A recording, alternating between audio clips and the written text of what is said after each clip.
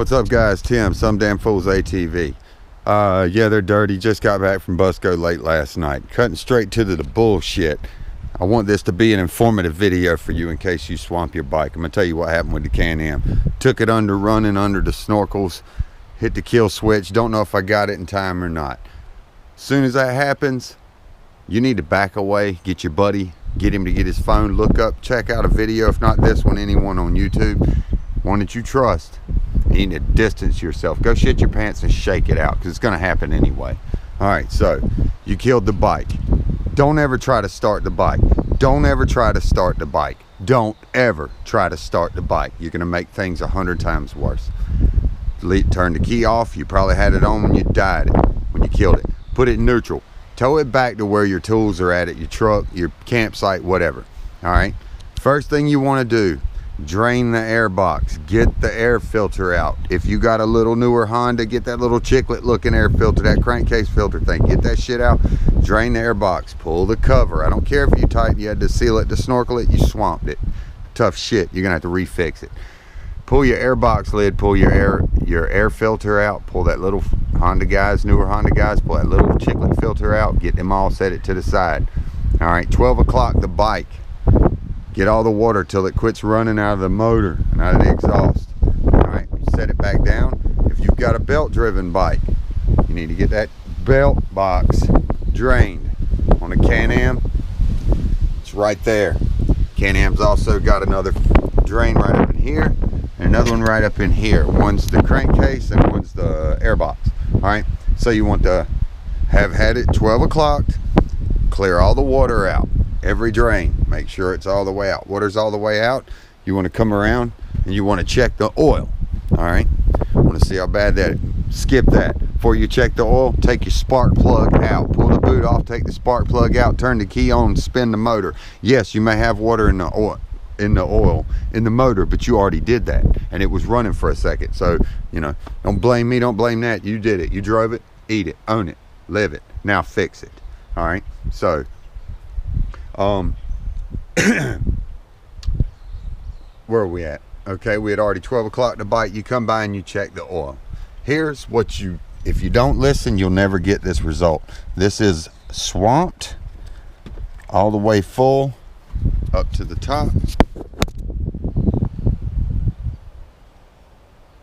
No white at all.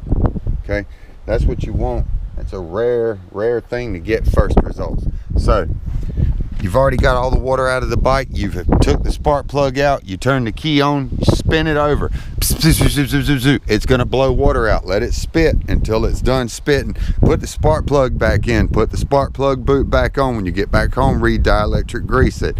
Everything you have to do, you have to fix when you go back home to prevent you messing up again when you go just not that deep. All right, excuse me. So you've blown the water out of the block.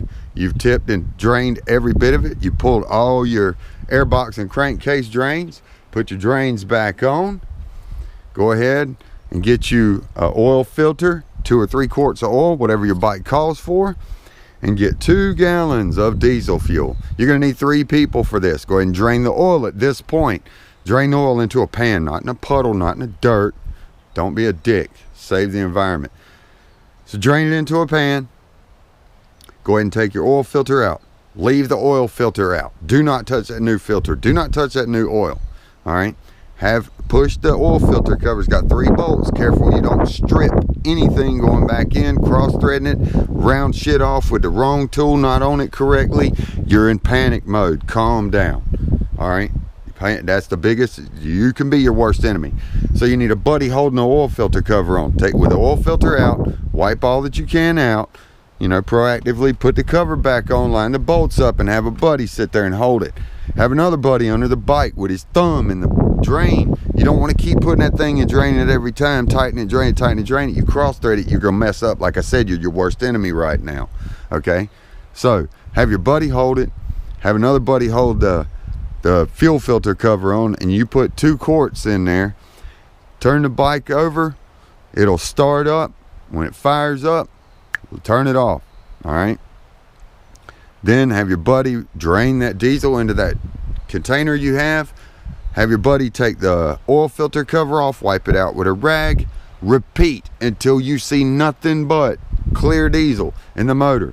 Then when you finally drain it for the final time, you got 30 minutes. Let it sit there and just drain. Make sure all that diesel's out. Put your oil drain plug back in. Put your new filter in. Tighten your bolts down. Don't round them off or strip them.